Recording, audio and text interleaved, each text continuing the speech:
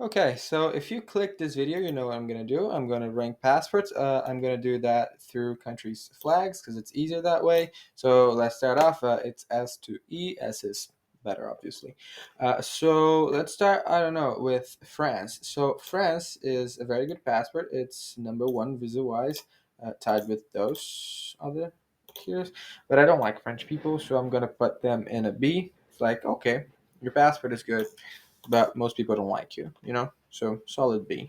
Let's go for Italy now. So Italy, same visa strength as France, but the country is a little bit cooler, a little bit nicer people. I'm gonna put A. All right.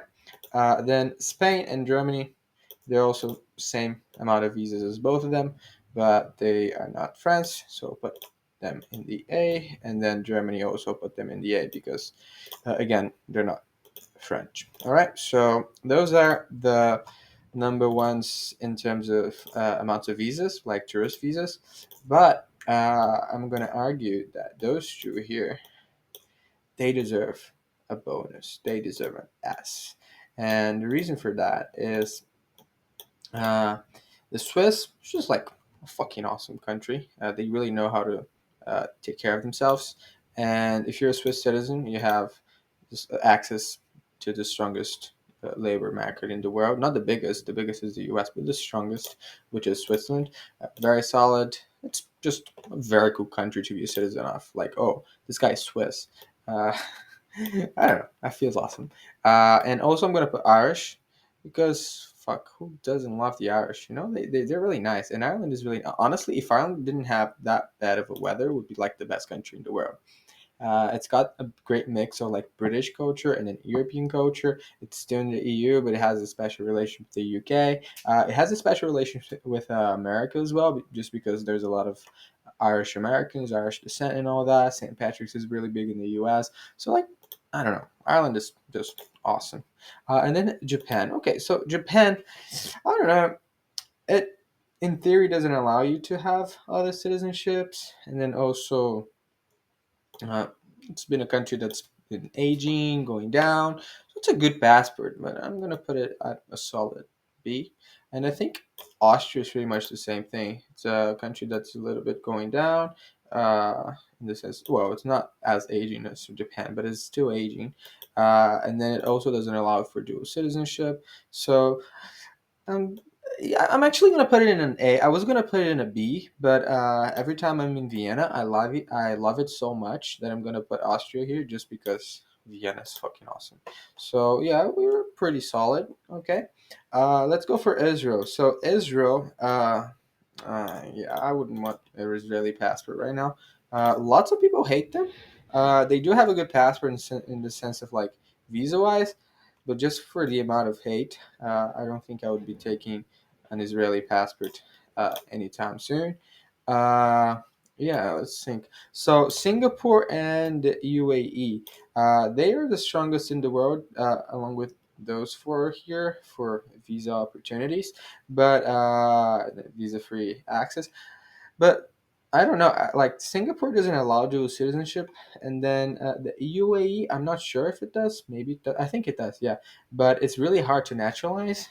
So I feel like I would even maybe put them in an A, but I don't know. My A tier is kind of full, so I'm gonna put them in the B tier. Yeah. So Singapore here and the UAE here. Like you can see, very objective thing. Let's go for Canada. Canada is overrated. With a Canadian passport, you can only really live in Canada. You do have some special access to the U.S. and good visa-free travel and all that, but it's not that big of a deal. Honestly, if those are on the B, I think I'm going to put Canada in the C then, and then I might get Israel on D. Yeah, so yeah, this might make a little bit more sense. Otherwise, I wouldn't even use those tiers. Yeah, and then so for the US, I think I'm gonna put it along with Canada.